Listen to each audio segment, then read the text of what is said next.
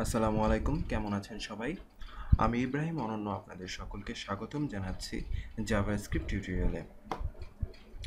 JavaScript tutorial শুরু করার আগে আমাদের কিছু বিষয় জানা প্রয়োজন। প্রথমে আমাদের কোশ্চেন হচ্ছে, what is JavaScript? JavaScript is a scripting language and use to make web pages more interactive.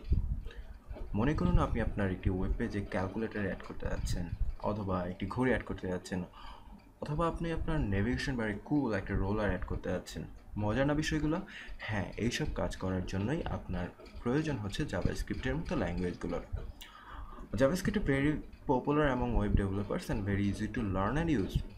JavaScript web ডেভেলপারদের মাঝে অনেক পপুলার, এবং এটা বলা হয়ে থাকে যে একজন ওয়েব ডেভেলপারকে অবশ্যই তিনটা বিষয় সম্পর্কে জ্ঞান থাকতে হবে। সেগুলো হচ্ছে এইচটিএমএল, সিএসএস এবং জাভাস্ক্রিপ্ট। আমাদের মনে কোশ্চেন আসতে পারে যে জাভা এবং জাভাস্ক্রিপ্ট কি সেম কিনা, অথবা এদের মধ্যে কোনো মিল আছে কিনা। না, জাভা এবং জাভাস্ক্রিপ্ট আর two completely different languages in both concept and design. Java হচ্ছে একটি খুবই পাওয়ারফুল হাই লেভেল ল্যাঙ্গুয়েজ, আর জাভাস্ক্রিপ্ট হচ্ছে একটা লাইট ওয়েট স্ক্রিপ্টিং ল্যাঙ্গুয়েজ, যেটা কিনা ওয়েবের সাথে সম্পর্কিত। আচ্ছা, জাভাস্ক্রিপ্ট শুরু করার আগে আমাদের কি প্রয়োজন? আমাদের দুইটা জিনিস প্রয়োজন। সেটা হচ্ছে, এক number, knowledge about HTML and CSS. আপনাকে জাভাস্ক্রিপ্ট যদি শুরু করতে চান, আপনাকে অবশ্যই জানতে হবে যে একটা বেসিক ওয়েব পেজ কীভাবে তৈরি করতে হয়। তাই আপনার অবশ্যই এইচটিএমএল সম্পর্কে ধারণা থাকতে হবে, এবং আপনার থাকতে হবে একটি টেক্সট এডিটর।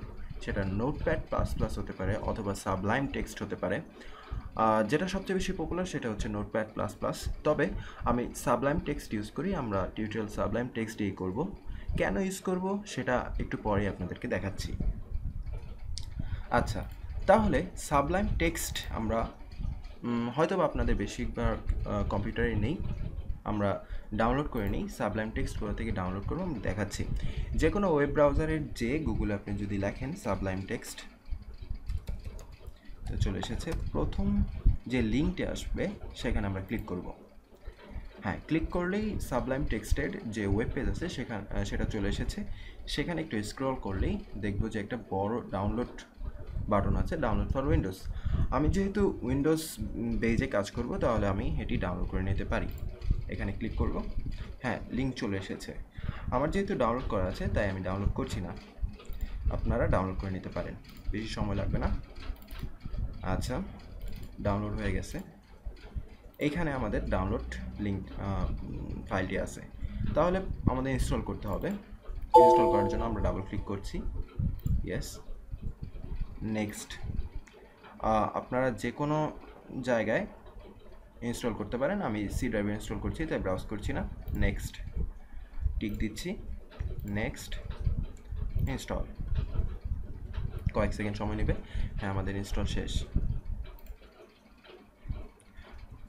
ওকে, দেখি আমাদের সাবলাইম টেক্সট কোথায় আছে। এসইউবি, হ্যাঁ চলে এসেছে। যেহেতু আমরা অনেক ইউজ করব, এটাকে আমরা টাস্ক বারে পিন করে দিতে পারি। ওকে, তাহলে জাভাস্ক্রিপ্ট শুরু করার আগে আমাদের অবশ্যই একটি ওয়েব পেজ তৈরি করে নিতে হবে। আমরা সাবলাইম টেক্সট ইউজ করে ওয়েব পেজটি তৈরি করব। কীভাবে ওয়েব পেজ তৈরি করা যায়, যেহেতু আপনারা এইচটিএমএল এবং সিএসএস সম্পর্কে জানেন, আমি ধরে নিচ্ছি আপনারা জানেন, তাহলে আপনারা অবশ্যই জানেন কীভাবে একটি ওয়েব পেজ তৈরি করতে হয়। ফাইল, যে আমরা নিউ ফাইল ওপেন করলাম। আমি সবসময় ওয়েব পেজে বা কিছু ওয়েব পেজ তৈরি করার আগে আমি পেজটি অবশ্যই সেভ করে নিই। এটা একটি খুবই ভালো প্রক্রিয়া। তাহলে সেভ করে নিচ্ছি। Save as. আমরা ডেস্কটপে একটা ফোল্ডার তৈরি করেছি জাভাস্ক্রিপ্ট নামে। তাহলে এখানে আমি আমার ওয়েব পেজের নাম দিচ্ছি জাভাস্ক্রিপ্ট .html। ওকে, সেভ। হ্যাঁ, আমাদের পেজ সেভ করা শেষ। আমরা HTML এ কীভাবে ওয়েব পেজ তৈরি করি, ক্লিক। এই জন্যই আমি সাবলাইম টেক্সট ইউজ করি। শুধুমাত্র HTML লেখার সাথে সাথে আমাদের সম্পূর্ণ প্যাটার্নটি চলে এসেছে। আমরা বডির ভেতরে ওয়েব পেজ নিয়ে কাজ করতে পারি। বডির ভেতরে দেখি আমাদের ওয়েব পেজ কাজ করছে কি না। H1 ট্যাগ দিয়ে আমরা লিখি JS। ওকে, কন্ট্রোল S দিয়ে সেভ করলাম। দেখি তো। আমরা এই ফোল্ডার রেখেছিলাম, ডাবল ক্লিক, হ্যাঁ কাজ করছে, আমাদের ওয়েব পেজ বানানো শেষ। এখন আমরা এই ওয়েব পেজের ভিতরে কীভাবে জাভাস্ক্রিপ্ট ইউজ করব সেটা দেখাবো। জাভাস্ক্রিপ্ট ইউজ করার জন্য আমাদের একটা স্পেশাল ট্যাগ ইউজ করতে হবে। কোথায় ইউজ করব? আমরা বডির ভেতরে ট্যাগটা ইউজ করতে পারি অথবা হেডের ভেতরে ট্যাগটা ইউজ করতে পারি। হেডের ভেতরে আমরা পরে দেখাবো, আমরা দেখি বডির ভেতরে কীভাবে ট্যাগটা ইউজ করা হয়। ট্যাগটার নাম হচ্ছে স্ক্রিপ্ট, এসসি স্ক্রিপ্ট চলে এসেছে। ট্যাগের একটা অ্যাট্রিবিউট আছে, সেটা হচ্ছে টাইপ, এবং অ্যাট্রিবিউটের ভ্যালু হচ্ছে টেক্সট অর জাভাস্ক্রিপ্ট। কেন এই অ্যাট্রিবিউটটা ইউজ করা হলো? জাভাস্ক্রিপ্ট কিন্তু একমাত্র স্ক্রিপ্টিং ল্যাঙ্গুয়েজ নয়, প্রায় 50টির ওপরে স্ক্রিপ্টিং ল্যাঙ্গুয়েজ আছে। সো আমাদেরকে ব্রাউজারকে জানাতে হবে যে আমরা জাভাস্ক্রিপ্ট নিয়ে কাজ করছি। সো স্ক্রিপ্ট ট্যাগের ভেতরে আমরা অ্যাট্রিবিউট দিয়েছি টেক্সট অর জাভাস্ক্রিপ্ট। তাহলে এর দ্বারা ব্রাউজার বুঝতে পারবে যে আমাদের এখানে জাভাস্ক্রিপ্ট কোড আছে। আচ্ছা, তাহলে আমরা একটা জাভাস্ক্রিপ্ট কোড তৈরি করে ফেলি। আপনারা আমাকে কপি করুন, ডকুমেন্ট ডট রাইট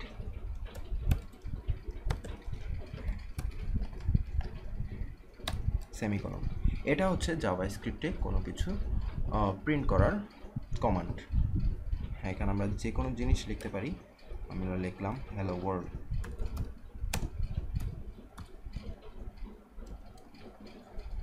Ctrl+S দিয়ে সেভ করলাম।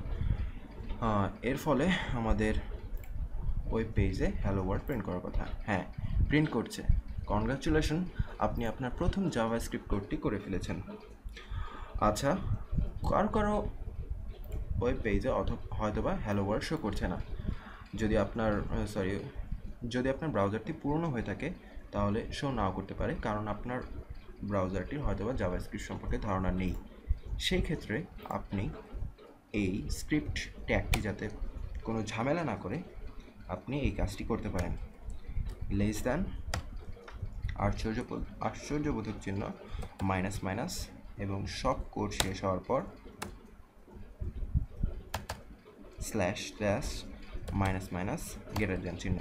এই চিহ্নটা ইউজ করলে আপনার ব্রাউজার বুঝতে পারবে যে এটা একটা কমেন্ট করা হয়েছে। সো সে এটা নিয়ে আর মাথা ঘামাবে না। আপনার ব্রাউজারটি যদি পুরনো হয়ে থাকে তবে এই কাজটি আপনি করতে পারেন। আমাদের এখানে করার দরকার নেই।